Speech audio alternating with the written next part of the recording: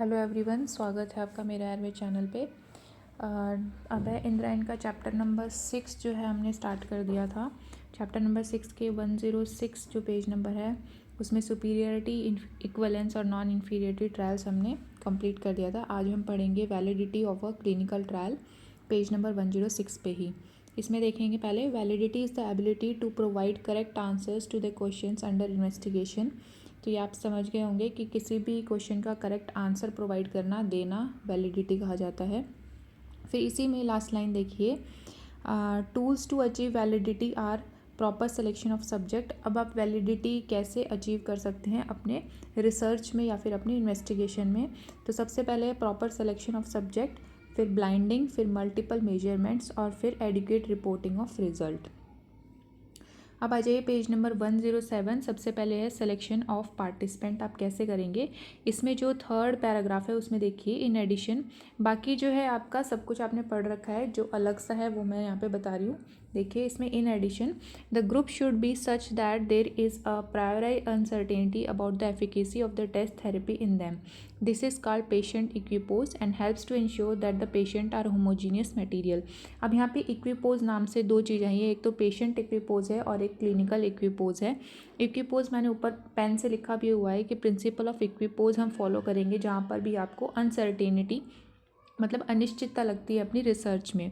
तो state of equilibrium मतलब equal चीज़ें लाने के लिए या फिर एक इक्विलिब्रियम स्टेट को बनाने के लिए जो है आप ये चीज़ें यूज़ करते हैं। जैसे मान लीजिए आपका पेशेंट जो है वो होमोजीनियस नहीं है, हेट्रोजीनियस है आपके पेशेंट, मतलब अलग अलग सेक्स के हैं या फिर अलग अलग एज के हैं या फिर अलग अलग ग्रुप के हैं।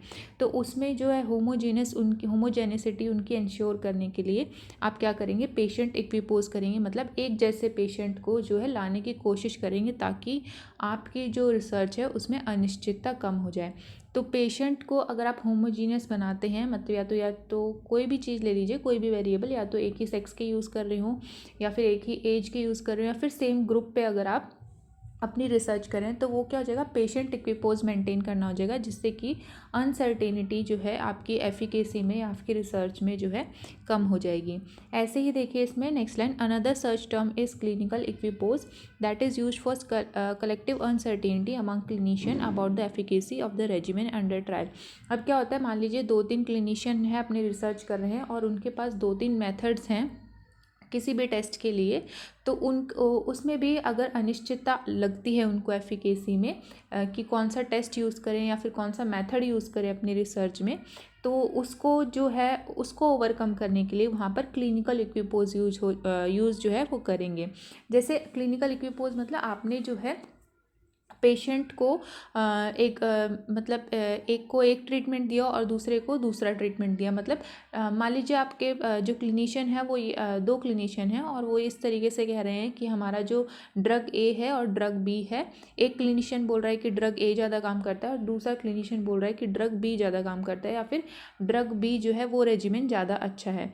तो दोनों जो है रेजिमेन में, मतलब ड्रग ए और ड्रग बी, इन दोनों में आपको जो क्लिनिशियन है वो अपनी रिसर्च के दौरान पेशेंट असाइन कर देगा। मतलब 30 पेशेंट ड्रग ए लेंगे और 30 पेशेंट ड्रग बी लेंगे, तो उसको हम बोलते हैं क्लिनिकल इक्विपोज। जब आपने क्लिनिकली एक इक्विलिब्रियम सेट कर दिया कि 30 पेशेंट ए लेंगे, 30 पेशेंट बी लेंगे, तो उसको हम बोलते हैं क्लिनिकल इक्विपोज। तो ये क्या करेगा, आपकी रिसर्च में अनिश्चितता को कम करेगा। तो इसको याद रखिएगा, पेशेंट इक्विपोज और क्लिनिकल इक्विपोज जो आता है वो आता है हमारा सिलेक्शन ऑफ पार्टिसिपेंट के अंडर में। इसके बाद है size of a trial.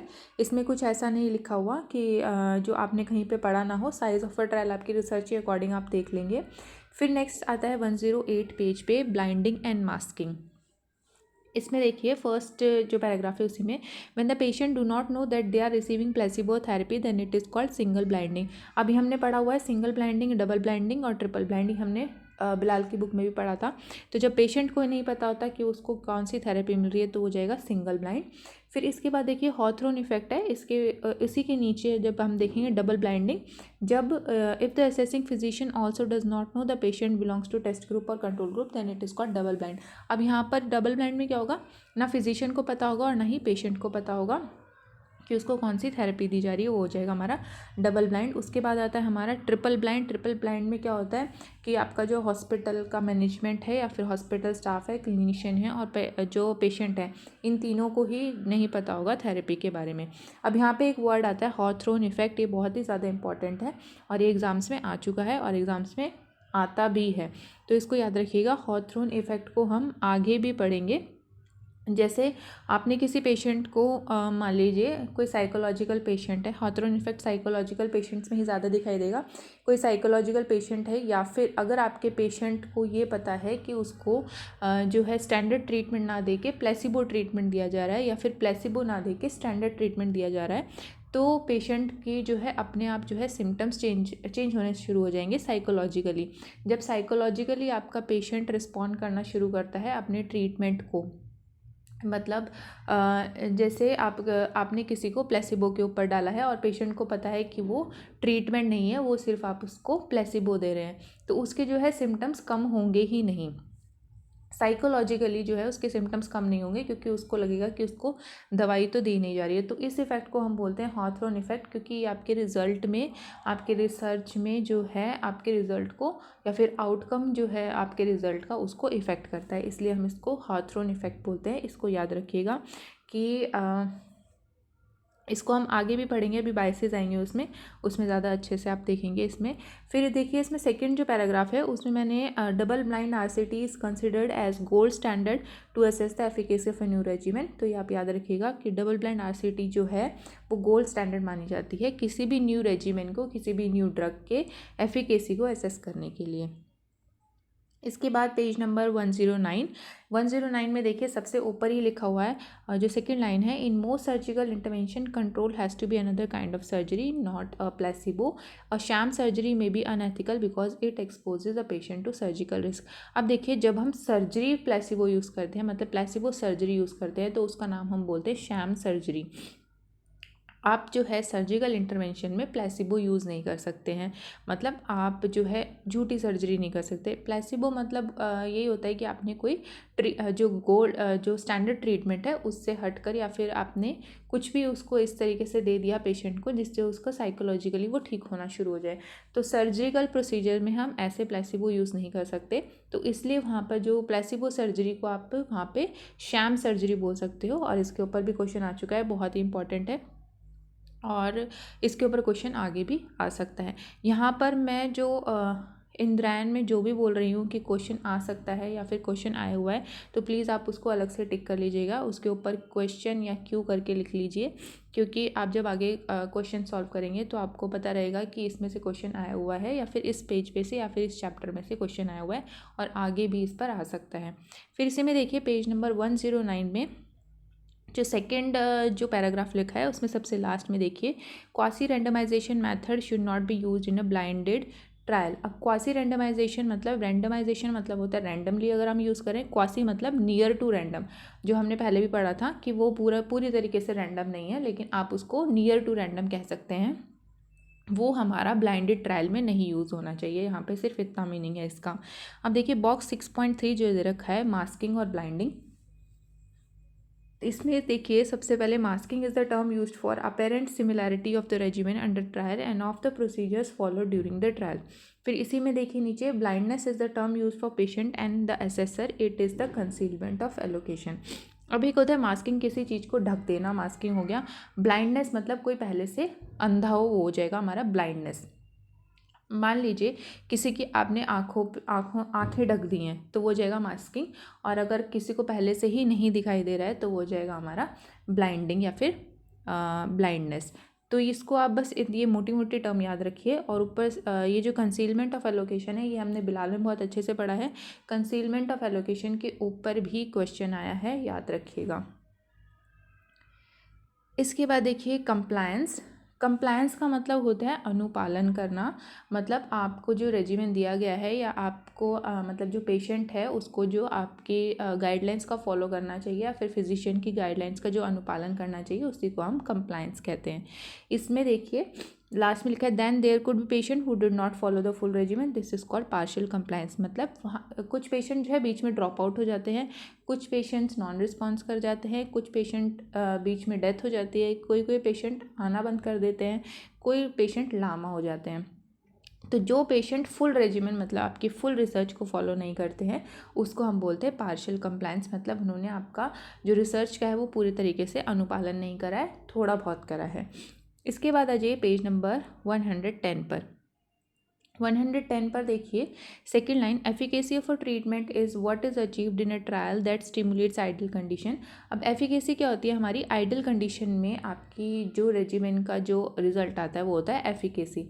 And effectiveness is what is achieved in practical condition when the treatment is actually prescribed. अब आपने अपनी रिसर्च शुरू करी, उससे पहले आप अपनी ड्रग का एफिकेसी बता देंगे कि हमारी ड्रग जो है 80% काम करेगी। और अगर आपका रिसर्च ख़त्म हो चुका है और फिर उस ड्रग ने आपका मतलब कितना काम कराया या फिर कितना रिजल्ट दिया है उसको हम बोलेंगे इफ़ेक्टिवनेस। तो आप मोटी बात ये है कि एफिकेसी जो है आपके ट्रायल से पहले आप बता सकते हैं, और इफ़ेक्टिवनेस जो है आपका जब रिसर्च पूरी हो जाएगी, आप अपने ड्रग को यूज़ कर चुके होंगे तो उसको जो होगा, जो उसका रिजल्ट होगा, दैट इज़ इफ़ेक्टिवनेस। इसके बाद देखिए effectiveness could be lower than efficacy. Obvious सी बात है, आपका जब रिसर्च पूरा हो जाएगा तब आपको पता चलेगा कि इफेक्टिवनेस कितना था आपकी ड्रग का, तो वो जो है एफिकेसी से कम भी हो सकता है। Because of lack of compliance of the regimen, inadequate care, non availability of drug in practical situation. अब आ जाइए इसी में सेकेंड पैराग्राफ जो है, effectiveness under practical condition also has brought pragmatic trials into focus. Pragmatic trials मतलब आप जो क्लिनिक में करेंगे, मतलब पेशेंट आता जाए, आप उनको सेलेक्ट करते जाइए और ड्रग देते जाइए, वो होता है हमारा pragmatic trial. The patient recruited for this kind of trial are not homogeneous as in a regular clinical trial but reflect variation that occur in real clinical practice. अब देखिए आपके पास क्लिनिक, मान लीजिए आप अपने क्लिनिक पे बैठे हैं, तो वहाँ पर जो है आपके पास जो पेशेंट है वो हिट्रोजीनियस ही आएंगे। मतलब कभी कोई ओल्ड एज का आ गया, कभी कोई यंग आ गया, कभी कोई बच्चा आ गया, कभी कोई लेडी आ गई, कभी कोई जेंट्स आ गया। तो वो होता है हमारा प्रैग्मेटिक ट्रायल, जहाँ पर जो है आपको एक होमोजीनियस नेचर ऑफ पेशेंट नहीं मिलता, बल्कि आपको एक रियल क्लिनिकल प्रैक्टिस में जैसे पेशेंट मिलते हैं हेट्रोजीनस टाइप के, उस पे जब आप अपना ट्रायल करते हैं तो उसको हम बोलते हैं pragmatic trial. Strategies such as randomization and control are also not used. अब यहाँ पर देखिए जब आप प्रैग्मेटिक ट्रायल करेंगे तो वहाँ पर रेंडमाइजेशन नहीं होगा और कंट्रोल जो है वो यूज़ नहीं होती वहाँ पे प्रैग्मेटिक ट्रायल में जो स्ट्रैटेजी है। इसके बाद देखिए choosing a design for a trial, इसमें नेक्स्ट पेज पर आ जाइए, ये सब कुछ आपने पढ़ा हुआ है, पेज नंबर 111 पर आ जाइए। इसमें जो बॉक्स है उसमें थर्ड पॉइंट देखिए, match the cases and controls for the baseline characteristic, use this strategy for small samples even if randomization is feasible. अब जो हमने मैच्ड पेयर्स पढ़े थे पीछे, उसी के बारे में लिखा हुआ है कि जब आप अपना कंट्रोल और केसेस लेते हैं तो उनको मैच करिए, मतलब मैच पेयर्स बनाइए। इसके बाद आ जाइए पेज नंबर 112 पे, सबसे इंपॉर्टेंट चीज़ है reporting result of a trial. इससे पहले हमने पढ़ा था स्ट्रोब और आज हम पढ़ रहे कॉन्सॉर्ट वाला। इसमें सेकेंड लाइन देखिए, consolidated standard of reporting trial have been formulated which is revise from time to time. अब जो आप ट्रायल कर रहे हैं उसको रिपोर्ट करना पड़ता है आपको पहले, तो वो आप कहाँ पर करेंगे, कंसोर्ट में। Consolidated standard of reporting trials जो बने हैं, मतलब स्टैंडर्ड बने हुए हैं आपके ट्रायल को रिपोर्ट करने के लिए, उसको हम बोलते हैं कंसोर्ट स्टेटमेंट। इसी में देखिए fourth line, report of the trial should indicate why the study was undertaken, should include scientific background and explanation of rational, structured review of all pertinent literature, not leaving out the opposite view, allocation of subject and blinding, transparency regarding analytic method, including missing data, non-compliance etc. मतलब आपकी जो report जो आप करेंगे अपने trial का, उसमें आप सारी चीज़ उसमें लिखेंगे। इसके बाद देखिए इसी में जो थर्ड लाइन है, this comprise 22 item checklist and A flow diagram. इसमें जो है चेकलिस्ट होगी 22 आइटम्स की और एक फ्लो डायग्राम होगा। फिर इसी में देखिए जो आगे हाईलाइट करा है, the flow diagram depicts the passage of participant from enrolment to intervention, allocation, follow up and analysis. तो फ्लो डायग्राम जो आप इसमें बनाएंगे 22 आइटम की तो चेकलिस्ट होगी और एक फ्लो डायग्राम होगा। तो फ्लो डायग्राम जो होगा वो होगा हमारा, जब आप पेशेंट एनरोल करेंगे, मतलब पार्टिसिपेंट को एनरोल करेंगे, उससे लेके फॉलोअप और एनालिसिस तक जो आप पूरा लिखेंगे, एक फ्लो चार्ट टाइप बनाएंगे, उसको हम बोलेंगे फ्लो डायग्राम। फिर इसी के आगे देखिए, trials that conclude that the regimen under test is not better than the existing और कंट्रोलर का नेगेटिव ट्रायल। अगर आपका ट्रायल नेगेटिव जाता है, आपका रिजल्ट नेगेटिव आता है, तो उसको हम नेगेटिव ट्रायल बोलते हैं। फिर इसी में देखिए, BioMed Central has a journal of negative result in biomedicine specifically for such trial. आप याद रखिए इसको, बायोमेड सेंट्रल जो है वहाँ पर नेगेटिव ट्रायल्स भी रिपोर्ट किए जाते हैं। इसके बाद आ जाइए पेज नंबर 113 पर, क्लिनिकल ट्रायल रजिस्ट्री। इसमें सेकेंड लाइन देखिए, managed by Indian council of medical research ICMR। बस इसमें इतना ही है। फिर 114 पेज पर आ जाइए, a prophylactic trial could be for a preventive strategy also such as lifestyle changes for coronary disease or a vaccine has already stated। अब prophylactic trial कौन सा होगा, जहाँ पर आप एक प्रिवेंटिव स्ट्रेटजी यूज़ करें। मान लीजिए कोई वैक्सीन इंट्रोड्यूस करने वाले हैं, या फिर किसी चीज़ का ट्रीटमेंट है, कोई लाइफस्टाइल चेंजेस के थ्रू कोई ट्रीटमेंट है, तो उसको हम बोलते हैं प्रोफाइलेक्टिक ट्रायल। मतलब प्रिवेंटिव स्ट्रेटजी जहाँ पर यूज़ होगी वहाँ पर होता है हमारा प्रोफाइलेक्टिक ट्रायल। इसके बाद आ जाइए पेज नंबर 115। जो बायसेस जो यहाँ पे लिखे हुए हैं सारे, वो बहुत इंपॉर्टेंट है, उनके बारे में अब हम पढ़ेंगे। सबसे पहले है bias in concept, lack of clarity about the concept. इसमें थोड़ा थोड़ा ही मैंने हाईलाइट करा है, आप भी सिर्फ उतना ही हाईलाइट कीजिएगा, पूरा पढ़ने की ज़रूरत नहीं है। इसी से आपको समझ में आ जाएगा कि इसके अंदर लिखा क्या है। बायस इन कॉन्सेप्ट मतलब आपके कॉन्सेप्ट की क्लियरिटी नहीं है आपको। सबसे पहले कोई सा भी कॉन्सेप्ट, मतलब लिटरेरी अगर आपका कोई कॉन्सेप्ट है, आपके रिसर्च का कोई कॉन्सेप्ट है, उसके बारे में आपको क्लैरिटी नहीं है, तो lack of clarity about the concept. फिर आता है definition bias, the study subject should be sharply defined. अब डेफिनेशन बायस में हमने एक बार और पढ़ा था, डेफिनेशन जब आपको क्लियर नहीं होते क्लिनिशियन को, मान लीजिए आपने हाइपरटेंशन ही ले लिया, तो अब हाइपरटेंशन की जो ग्रेडिंग है, जो मेजरमेंट है, जो ऑब्जर्वेशन है, वो कितनी रखी जाएगी कि उसको प्री हाइपरटेंसिव माना जाए कि हाइपरटेंसिव माना जाए। तो जब ये डेफिनेशन डिफाइंड नहीं होती हैं अच्छे से, तो वहाँ पर भी आ जाता है हमारा बायस। तो the study subject should be sharply defined. जब आप स्टडी सब्जेक्ट को या फिर उसके मेजरमेंट को या फिर बाकी सारे वेरिएबल्स को अगर डिफाइन नहीं कर पाते हैं, तो वहाँ पर आता है डेफिनेशन बायस। फिर बायस इन डिज़ाइन, अगर आप जो है डिज़ाइन ही गलत कर रखा है आपने, तो वो हो जाएगा हमारा bias in design. When the case group and control group are not properly matched, अगर मैचिंग पेयर नहीं बना रखे आपने, and then confounding factors are not properly accounted, अगर आपके कंफाउंडिंग फैक्टर्स जो कि आपके आउटकम को इफेक्ट कर रहे हैं, वो भी अगर आपने नहीं ढूंढ के लिखे हुए हैं, तब भी आपका बायस हो जाएगा डिज़ाइन में। तो याद रखिए, ऐसे भी क्वेश्चन आ सकता है कि अगर कंफाउंडिंग फैक्टर्स को आपने प्रॉपर्ली अकाउंट नहीं करा है, तो कौन से टाइप का बायस जो है आपको देखने को मिलेगा, तो वो होता है हमारा बायस इन डिज़ाइन। इसके बाद आता है bias in selection of subject, when the subject included in the study are not truly representative of the target population. ये आपको समझ में आ गया होगा। इसके बाद bias due to concomitant medication और concurrent disease, selected patient may suffer from other apparently unrelated condition but their response might differ either because of this condition itself or because of medication given concurrently for that condition। अब कई बार क्या होता है कि unrelated condition भी हो सकती है पेशेंट को, कि आपने सिलेक्शन ऑफ पेशेंट करा किसी और डिसीज़ के लिए और उसके साथ उसको कोई अनरिलेटेड प्रॉब्लम भी चल रही है, तो क्या होगा, आपके मेडिकेशन जो है उस पर क्या पता इफ़ेक्ट भी कर दे उसकी अनरिलेटेड प्रॉब्लम को, या फिर आपकी प्रॉब्लम जो अनरिलेटेड प्रॉब्लम है वो आपकी प्रॉब्लम को बढ़ाती जाए। तो ये उसकी वजह से भी आपको बायस देखने को मिल सकता है। फिर आता है इंस्ट्रक्शन बायस, अनक्लियर और नो इंस्ट्रक्शन आर प्रिपेयर। जब आपने कोई इंस्ट्रक्शन प्रिपेयर ही नहीं कर रखा है रिसर्च से पहले, या फिर आपके इंस्ट्रक्शन क्लियर नहीं है, तो इंस्ट्रक्शन बायस आएगा। लेंथ बायस है इसी में, जो है थर्ड लाइन देखिए, the sample may include disproportionately more of those who are healthier and survive longer. अगर आपने अपने जो पेशेंट हैं, मान लीजिए वो हेल्दी पेशेंट ले लिए और ऐसे पेशेंट ले लिए जिनकी सर्वाइवल रेट ज़्यादा है, तो वहाँ पर आ जाएगा आपका लेंथ बायस। तो लेंथ बायस नाम से याद रखिए, ये कोई लॉन्गिट्यूडनल स्टडी टाइप का बायस नहीं कि आपने टाइमिंग ज़्यादा ले ली, यहाँ पर आप पेशेंट ही ऐसे सेलेक्ट कर रहे हैं जो हेल्दी हैं और जिनका सर्वाइवल ज़्यादा है, तो लेंथ बायस में है सर्वाइवल ज़्यादा। फिर है bias in detection of cases, error in diagnostic और स्क्रीनिंग क्राइटेरिया, इतना आपको समझ में आ गया होगा। फिर है lead time, all cases are not detected the time at the same stage of the disease. अब इसी के ऊपर आप थोड़ा सा छोटा सा वर्ड में लिख लीजिए कैंसर, तो आपको समझ में आ जाएगा। मान लीजिए आपके पास आप कैंसर के ऊपर रिसर्च करें तो कोई कोई पेशेंट आपको फर्स्ट स्टेज में मिलेगा, कोई सेकंड में मिलेगा, कोई थर्ड में मिलेगा, कोई फोर्थ में मिलेगा। आपने रजिस्टर करा कोई जो फोर्थ स्टेज में मिला उस कैंसर के पेशेंट को, और जो फर्स्ट स्टेज में मिला उस कैंसर के पेशेंट को आपने रजिस्टर कर लिया उनको। फिर उसके बाद जो आप फॉलोअप करेंगे तो फर्स्ट का भी आप 15 दिन बाद ही करेंगे, और जो फोर्थ स्टेज वाला है उसका भी 15 दिन बाद ही करेंगे। तो लेकिन जो है दोनों के रिपोर्टिंग्स में, दोनों के मेजरमेंट में काफ़ी डिफरेंस मिलेगा आपको, दोनों के थेरेपी में काफ़ी डिफरेंस मिलेगा आपको।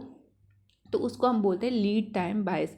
जब आप जो है मतलब ज़्यादातर कैंसर में ही देखा जाता है, तो इसलिए आप इसको इस टाइप से याद कर सकते हैं कि आपको जो है जो पेशेंट है वो अलग अलग स्टेजेस पे मिल सकते हैं, और उसी टाइप से फिर उनके रिज़ल्ट आएंगे, और फिर फॉलोअप जो है दोनों का सेम रहेगा, लेकिन रिजल्ट आपको अलग अलग देखने को मिल सकते हैं। फिर bias due to confounders, failure to take proper care of the confounders. वही अगर आपने कन्फाउंडिंग फैक्टर नहीं देखे हैं तो आपका उसमें भी बायस आ सकता है। फिर कंटैमिनेशन इन कंट्रोल।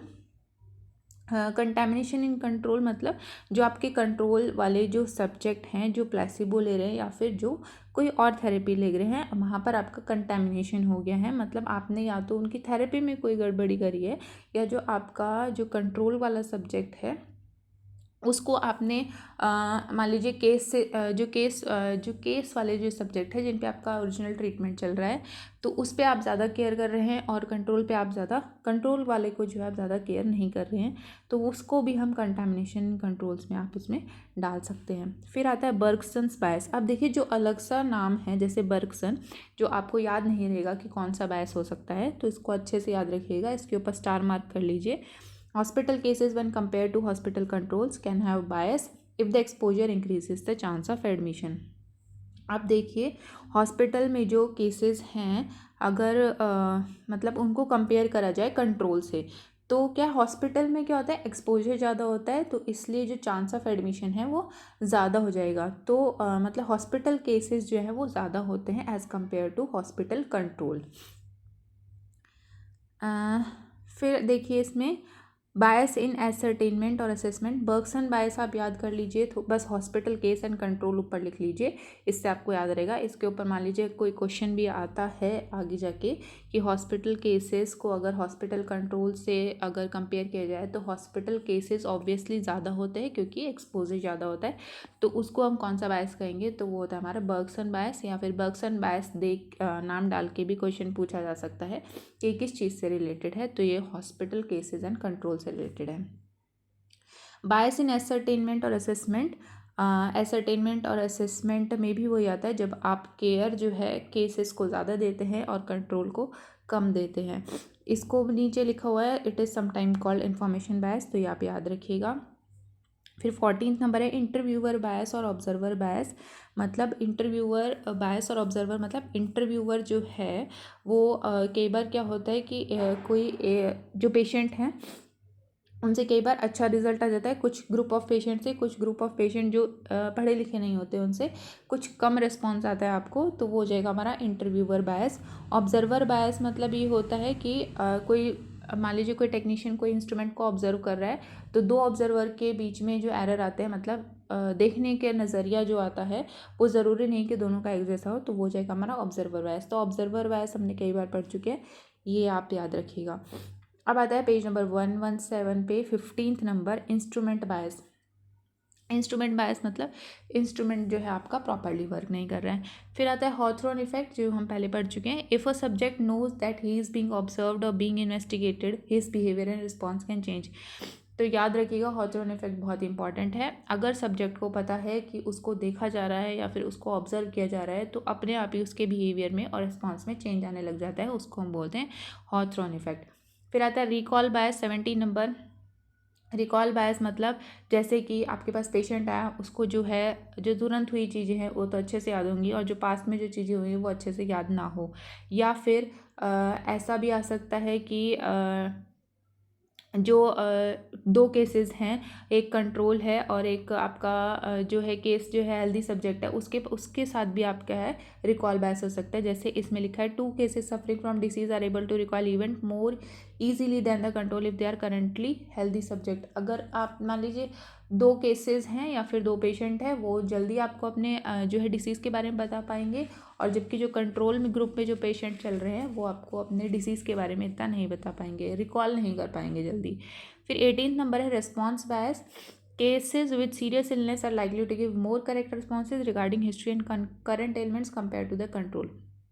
ये भी वही है, केसेस और कंट्रोल में डिफरेंस आता है। अगर केस वाले जो हैं पेशेंट वो सीरियसली इल हैं तो आपको ज़्यादा करेक्ट रिस्पॉन्स देंगे आपके क्वेश्चंस का, या फिर अच्छे से ज़्यादा हिस्ट्री देंगे as compare to control group. Response bias also comes under information bias, सबसे लास्ट लाइन इसमें लिखी है, इसको भी मार्क कर लीजिएगा। फिर रिपीट टेस्टिंग बायस। रिपीट टेस्टिंग बायस हमने प्री टेस्ट और पोस्ट टेस्ट हमने पढ़ा था इंद्रायण में जब शुरू में। प्री टेस्ट और पोस्ट टेस्ट मतलब आपका क्वेश्चनरी आपने एक बार एक सेट ऑफ क्वेश्चन पूछ लिया, फिर दोबारा दूसरा सेट ऑफ क्वेश्चन पूछा, तो क्या हो सकता है उसमें कि कुछ एरर आ सकते हैं कि पहले जो है आपका ग्रुप ऑफ पेशेंट कुछ और बोलेगा, फिर जो दूसरे क्वेश्चन में है आपका ग्रुप ऑफ पेशेंट हो सकता है कुछ और आंसर दे, तो उसको हम बोलेंगे रिपीट टेस्टिंग बायस, कि आपने जो है अपने टेस्ट को रिपीट करा, इसकी वजह से जो है आपका बायस जो है उसमें देखने को मिला है। फिर mid course bias, sometime the subjects after enrolment have to be excluded if they develop untreated condition such as injury or become so serious that the continuation the trial is no longer in the interest of the patient. Mid course bias मतलब आपके जो patient है, आपका जो group था उसमें से कोई पेशेंट अगर बीमार हो गया, जिसको इंजरी या फिर किसी को इंजरी हो गई या फिर इतना सीरियसली इल हो गया कि आप उसको आगे ट्रीट नहीं करना चाहते हैं, तो उसको आप जो है कंटिन्यू नहीं करेंगे अपने ट्रायल में, उसको हम बोलते हैं मिड कोर्स बायस। फिर आता है self improvement effect. Improvement over time occurs irrespective of the intervention and may be partially or fully unnecessarily ascribe to the intervention. कई बार हो सकता है कि आप किसी ऐसे चीज़ पे, ऐसे डिसीज़ पे ट्रायल कर रहे हो जो अपने आप वक्त के साथ ठीक हो जाए, आपके इंटरवेंशन का उस पर इतना इफेक्ट ना पड़ रहा हो, तो वो होता है हमारा सेल्फ इम्प्रूवमेंट इफेक्ट। उससे भी जो है आपका रिजल्ट पे बहुत जो है इफेक्ट पड़ेगा।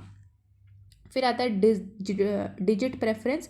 इसमें लिखा है कि आप ज़्यादातर वही डिजिट लेते हैं जो 0 लगता हो जिनके लास्ट में, या फिर जो 5 हो। हम ऐसे ही ज़्यादा जो है डाटा कलेक्ट करते हैं, जैसे 90, 95, 100, 105, जबकि हम ऐसा डाटा कभी नहीं कलेक्ट करते 71, 72, 81, 82, बल्कि जो 5 और 0 वाली डिजिट है हम ज़्यादातर उसी का डाटा कलेक्ट करते हैं। फिर आ जाइए पेज नंबर 118, 23 देखिए, इसमें bias due to non response. Non response वही जो बीच में लामा हो गए पेशेंट या ड्रॉप आउट हो गए आपकी पूरी स्टडी के दौरान, तो इसमें सेकंड देखिए, in a prospective study there might be some drop out. जब आपकी लॉन्गिट्यूडनल या लंबी स्टडी चल रही होती है तब भी आपको ड्रॉप आउट देखने को मिलते हैं। फिर आता है एट्रिशन बायस। अब देखिए, सबसे जो बायस मैंने कहा है, जो बायस अलग अलग नाम टाइप से हैं जो आपको समझ में नहीं आएंगे, जैसे बर्गसन समझ में नहीं आएगा, हाथरोन समझ में नहीं आएगा, एट्रिशन समझ में नहीं आएगा, बाकी जो है बायस आपको नाम से समझ में आ जाएंगे कि उनके अंदर क्या हो सकता है। तो ऐसे ही एट्रिशन आपको समझ में नहीं आएगा, तो एट्रिशन के ऊपर टिक लगा के रखिए। The pattern of non-response can differ from one group to another group in the sense that one group more severe dropouts whereas in another group। Attrition मतलब ये है कि आपके पास मान लीजिए 2 ग्रुप हैं, अब एक ग्रुप में जो है 4 पेशेंट सीरियसली इल हो गए और वो चले गए, और दूसरे ग्रुप में सिर्फ 2 ही जो है सीरियसली इल हुए और वो चले गए, तो इससे भी जो है आपका बायस आ जाएगा, क्योंकि एक ग्रुप में से सिर्फ 2 लोग गए हैं और दूसरे ग्रुप में से 4 लोग चले गए हैं। फिर बायस इन हैंडलिंग आउटलायर्स। आउटलायर्स यहाँ पे जो बताया गया है वो ये है, जैसे मान लीजिए HIV इन्फेक्शन के बाद एड्स डेवलपमेंट जो हो रहा है वो 6 से 10 साल के बीच में हो रहा है, तो लेकिन जो है कुछ रिसर्चर उसको 18 साल मान लेते हैं, कुछ उसको 6 मानते हैं, कुछ उसको 10 मानते हैं, तो सबकी कैलकुलेशन जो है अलग हो जाती है। इस वजह से जो है सबकी रिसर्च में जो है बायस आने के चांसेस होते हैं। इसको बोलते हैं बायस इन हैंडलिंग आउटलायर्स। तो आउटलायर्स में आप ऊपर छोटा सा इंक्यूबेशन लिख लीजिए, क्योंकि HIV या फिर विंडो पीरियड लिख लीजिए HIV और एड्स के बीच में, तो आपको इस तरीके से याद रहेगा। फिर आता है रिकॉर्डिंग बायस। रिकॉर्डिंग बायस में आता है सबसे पहले one arising due to inability to properly decipher the writing on the case sheet. अगर आपने केस शीट में ही गलत राइटिंग लिख दी है या फिर इस तरीके की राइटिंग लिखी है फिजिशियन ने जो किसी को समझ में ना आए, तो वो जाएगा हमारा रिकॉर्डिंग बायस। और सेकेंड है due to carelessness of the investigator. अगर कोई भी मेजरमेंट, कोई भी ऑब्जर्वेशन आपने गलत नोट करी है तो वो भी हो जाएगा हमारा रिकॉर्डिंग बायस। इसके बाद आता है एनालिसिस में बायस होना, मतलब आपने जो स्टैट्स यूज़ करा है उसमें अगर आपकी कोई गलती हो गई है तो वो जाएगा हमारा बायस इन एनालिसिस। अब bias due to lack of power, ये भी स्टैटिस्टिकल टेस्ट जब आपने ढंग से नहीं लगाए हैं, मान लीजिए आपका लगना था टी टेस्ट और आपने लगा दिया है उसमें, मान लीजिए इसमें लगना था पेयर टी टेस्ट और आपने लगा दिया अनपेयर टी टेस्ट, तो वो जाएगा bias due to lack of power. फिर आ जाइए पेज नंबर 119 पे। इंटरप्रिटेशन बायस, मतलब आपने गलत इंटरप्रेट कर लिया। रिपोर्टिंग बायस, रिपोर्टिंग गलत हुई है। Bias in presentation of result, अगर आपने रिजल्ट को अच्छे से प्रेजेंट नहीं करा है या फिर गलत प्रेजेंट करा है तो वो बायस। और पब्लिकेशन बायस मतलब आपने सिर्फ अपनी जो है पॉजिटिव जो ट्रायल्स हुए हैं उनको ही पब्लिश करा, नेगेटिव ट्रायल को पब्लिश नहीं करा गया है। तो इस चैप्टर में इतना ही था। चैप्टर नंबर 6 जो है कंप्लीट हुआ। तो बायस जो है मैं दोबारा बता देती हूँ, यहाँ से 24 नंबर एट्रिशन बायस को आप ढंग से देख लीजिएगा। फिर इसके बाद आता है हमारा 16 नंबर हाथरन इफेक्ट। रिस्पॉन्स बायस और रिकॉल बायस के ऊपर भी थोड़े बहुत क्वेश्चन आ सकते हैं क्योंकि इसको इन्फॉर्मेशन बायस के अंदर डाला गया है। फिर आपका आता है बर्गसन्स बायस 12 नंबर। कन्फाउंडर्स वाला भी आ सकता है 10 नंबर। लीड टाइम बायस आ सकता है 9 नंबर। इसके बाद तो आपको डेफिनेशन बायस आ सकता है 2 नंबर। लेंथ बायस आ सकता है 7 नंबर। लेंथ बायस में कन्फ्यूजन हो सकता है। लेंथ का मतलब है यहाँ पर जो आप जो है हेल्थी या फिर ऐसे इंडिविजुअल लेंगे जिनका सर्वाइवल जो है ज़्यादा होगा, तो वो जाएगा हमारा लेंथ बायस। तो ये चीज़ें जो है बायस में आप देख सकते हैं, बाकी आपको नाम से समझ में आ जाएगी। थोड़ा सा जो अलग था वो मैंने बता ही दिया है कि कौन सा अलग था। तो जो हमारा चैप्टर नंबर 6 है वो आज कंप्लीट हो गया है। आप एक बार इसको देख लीजिएगा। जो जो मैंने हाईलाइट करा है बस उतना ही पढ़ने की ज़रूरत है, बाकी आप सब लोग बिलाल में सब कुछ पहले पढ़कर आ चुके हैं। तो आज के लिए इतना ही। Thank you.